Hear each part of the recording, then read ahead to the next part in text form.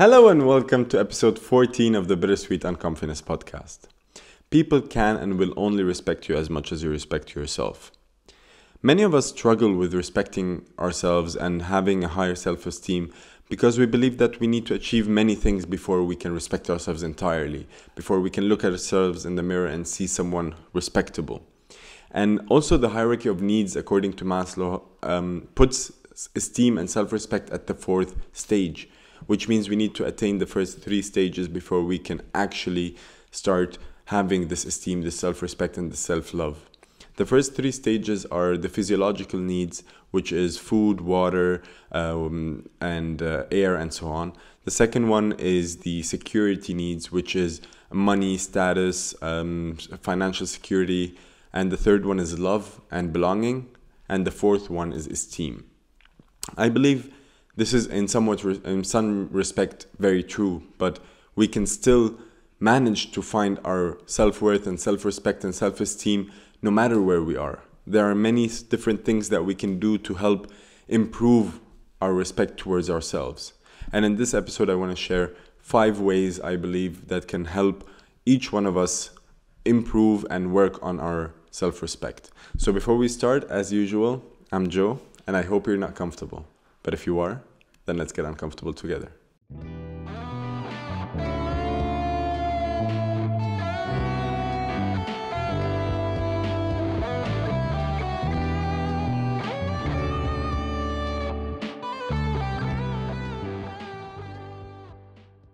Hi. So as I said in the intro, I'm just going to share 5 ways of how I believe we can build up the self-respect we need in order for other people to respect us the way we want it. Because if you don't respect yourself, you're going to have a very hard time making people respect you or getting people to respect you, because it starts within yourself. So the first point is to find and do things that actually make you happy and proud of yourself. What I mean by that is, have you ever done something where you accomplished and finished the task and felt happy and proud of yourself? This can contribute to your respect, because if you do that often, if you make yourself proud, you will automatically start respecting yourself, because you're doing things that are literally helping you realize that you're worth it, that you're capable of doing something. And this is how we earn and how we give respect. We give respect to people who we believe earned it by doing something that we are proud of for them. And even for us, it's the same. So to increase your self-esteem on a regular basis, start doing things that make you happy. Start doing things that after you accomplish them, you feel the sense of achievement, of enjoyment. Because when you start building on this further and further, every day you'll look at yourself in the mirror and you will see a proud face staring back at you, because you know that this person made you proud and deserves your respect. Point number 2 is to take actions that excite you and are out of your comfort zone. Now, this is something that has to do with this podcast, because it's the Bittersweet Uncomfyness Podcast. And by putting ourselves in uncomfortable positions or taking decisions that are out of our comfort zone, we start to push ourselves a bit further. And we realize once we get uncomfortable that we don't actually have limitations that are holding us back. It's all in our minds. So whenever you step out of your zone and you do something that gets this adrenaline rush in you, your self-respect increases, because before you did it, you didn't believe you could. Otherwise, you could have done it before. But you pushed yourself to do it, and you actually was able to finish the task or to do skydiving or whatever. And this exactly can help you understand that you're capable of more and you deserve your respect, because you are strong. You are capable of achieving whatever you want to do. So this is why we also have a lot of respect for Formula 1 drivers, for example, because we know what they're doing is very hard. Racing drivers in general, or skydivers, or scuba divers, or even people who like clean the windows of skyscrapers. Anything somebody does that we feel is out of our comfort zone, we always say that we respect them for being able to do that. Well, we can start doing this with ourselves. And I gave extreme examples, but It's small things that you can do on a daily basis to push yourself this one step further to earn your own self-respect. Whether it's talking to strangers on the street or going out and actually trying to help a person that you don't know, or going into a restaurant and having the courage to talk to the waiter normally. Those are things that for a lot of people are a bit outside of their comfort zone. And by doing those things, this adrenaline rush we get, and afterwards we feel proud and respected because we were able to do something we didn't believe we could. So this earns respect, and this deserves to be respected. And automatically you will start reflecting it on yourself, and your self-esteem will also be higher because you know that you have no limitations in that aspect. Point number 3 is stop trying to conform with society's idea of normal, because we always try to do what everyone is doing. We have this urge to fit in, to be in the tribe, and this is very normal. It's evolutionary even. We as individuals feel the need to belong to a certain tribe, which is also the 3rd stage in the pyramid of Maslow's hierarchy of need, because we need to belong somewhere to feel to not feel like an outcast or an outsider. We want to be in a group of people, and once we are in this group of people, we tend to try to stand out by getting more titles or becoming the best at something special. As soon as we feel like we're accepted by a certain group, we love it, and we try to even become more special.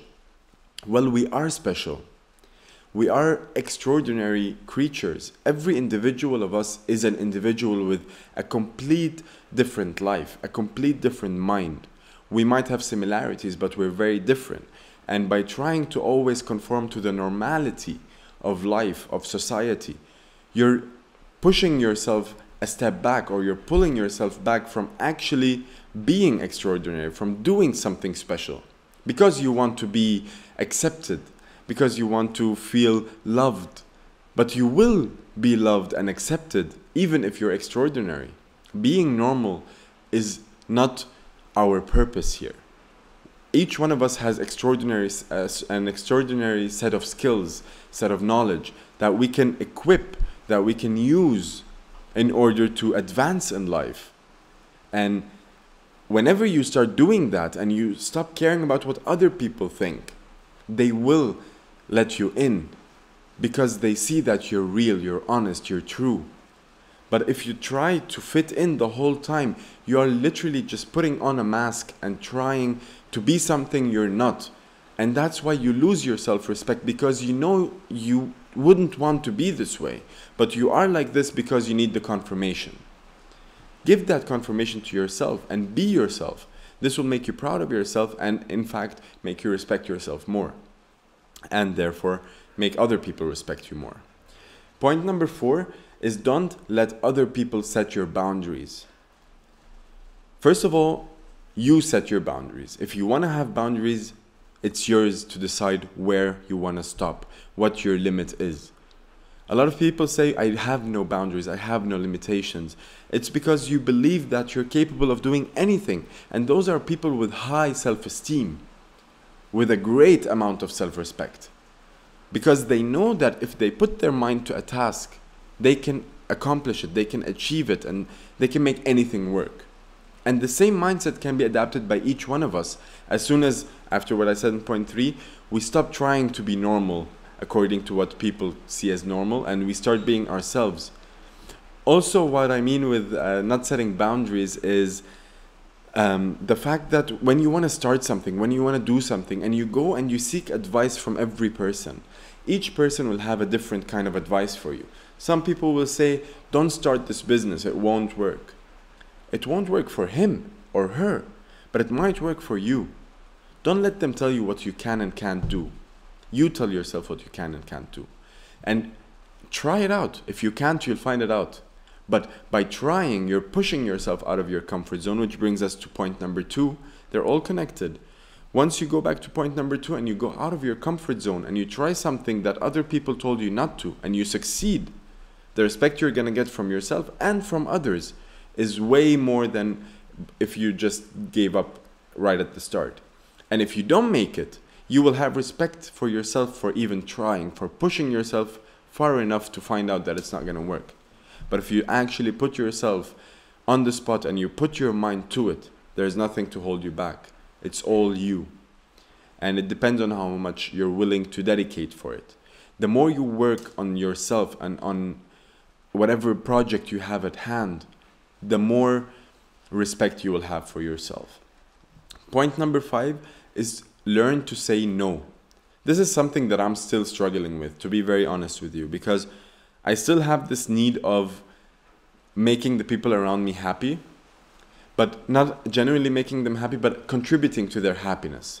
Because I talked about it before, we are not responsible for anyone's happiness. But if I see them happy, and I know that by saying yes to a plan they came up with or whatever, I would make them happier or more happy or whatever, I tend to say yes. But by learning to say no and not having to explain yourself too much, you give yourself the time to do whatever you actually wanted to do, instead of doing something that you didn't want to do just because someone else wanted you to do it. So by saying no, and knowing that you didn't say no just because you don't want to join. You said no because you know that you want to work on something else, you want to be by yourself, you want to work on yourself, you want to read your book, anything. But learn to say no without having any hard feelings or anxiety about it. As I said, I'm still struggling with it, because whenever I say no, I feel like I disappointed the expectations of someone. But then again, if we listen back to my episodes before, the expectations of others are set because you let them set them. Because after a while of you always saying yes, they will always expect you to say yes to anything they tell you. And they start taking it for granted and taking advantage of it because they know you will not say no. But once you start saying no, they will give you your space. They will understand that it's time for you to focus on you. And the most important project you'll ever work on is yourself. We go on through this life alone. We meet people, people come, people go, some people stay forever. But at the end of the day, it's me who's going to go into that coffin, and it's me who came out of my mom's belly. So this is my journey. And whether I want to spend it all alone or with other people or doing things, this is my decision to make and not anyone's. So those are the 5 points that I wanted to share. But there's also one last thing that I want to share with you, which also ties to the whole concept. You are not your genes. So don't let your childhood, your upbringing, or your DNA define who you are. Because in our childhood, our family, and subconsciously, they don't even know that they're doing it, but they choose the path for us. They completely make us into who we are until we are adults to take life into our own hands. But we need to learn to free ourselves of those boundaries and of those values that they taught us and find our own. Because later on, you will do the same thing and you will pass the same thing onto your children. And this goes into a loop of everyone teaching every generation the same with a bit of modification. But if you're teaching values that you only learned but never actually thought about yourself, then you're just taking learnings and passing them on, and you will not be able to give them to your children the way you want to. So don't let your childhood trauma, don't let your upbringing, your problems that you had with your parents growing up or whatever, define who you become. Because you are you. Every day you are you. And if your parents taught you something that you are not completely understanding of, and you don't associate yourself with this, then ask yourself why that is and start working on changing it. It's not disrespecting your parents, because you love them, you appreciate what they tried to do for you. They didn't know it differently or better for you, but you do, because it's you who decides how I want to live, what are my values, how do I see certain problems. It's all something that you need to come into terms with at the end of the day. And by just adapting what you learned, it's going to be difficult for you to set yourself free from boundaries. This is all I'm trying to say, is don't be stuck in whatever you were meant to become and become who you actually want to become.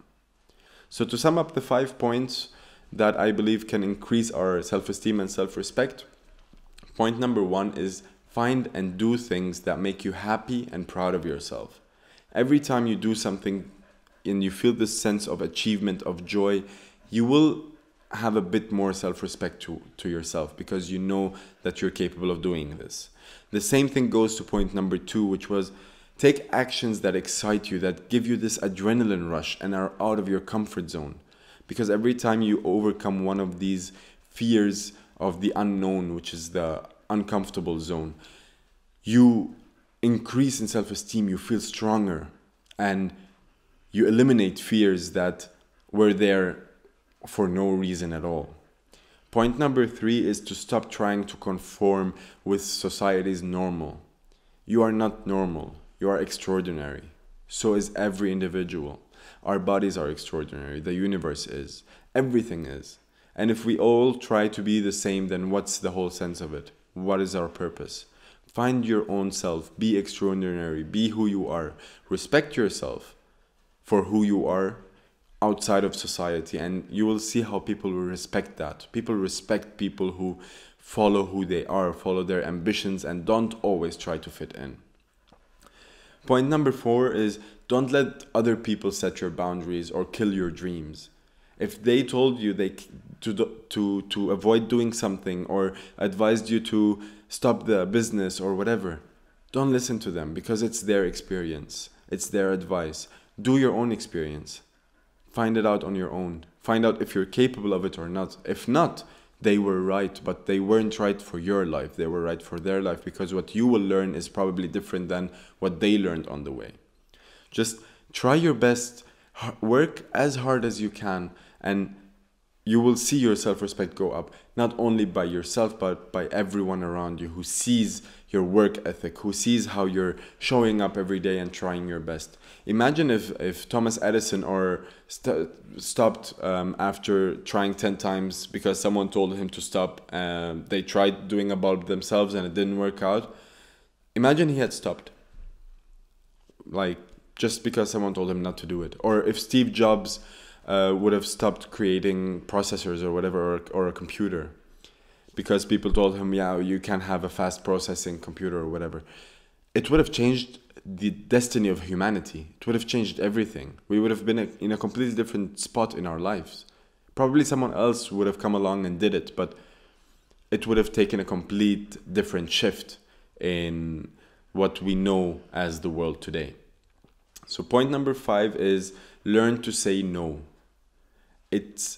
People are going to be disappointed for a while, but after saying no and after showing them why you're saying no, because you want to work on yourself, you want to become better, you want some time to spend on your own.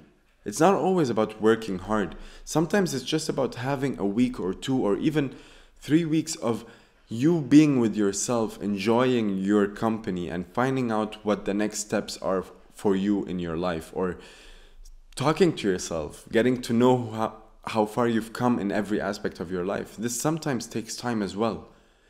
I still struggle to say no, but once you say no, there is no coming back from it anyways.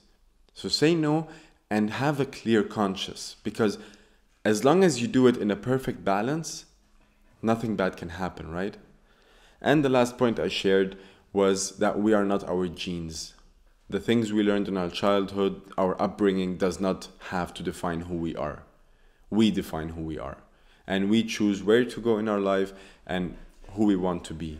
And this way, we will respect ourselves way more. You will look yourself in the mirror and see someone who earned and deserves your respect, because this person never backed down. So thank you very, very much for listening to this episode. Once again, it was a journey thinking about this, writing the episode, recording it. My producer, Amer, and my friend is back from his vacation. I'm extremely happy. You will see it on YouTube. The quality is a bit better than last time. It's always amazing to record these episodes, and I feel so much closer to each one of the listeners and everyone who's contacting me and reaching out to me with beautiful messages. I'm really glad that this podcast is doing what I wanted it to do in the first place. And thank you all so much, because you're driving me to continue, and I'm just in love with the process. So as usual, see you all next week. I love you all.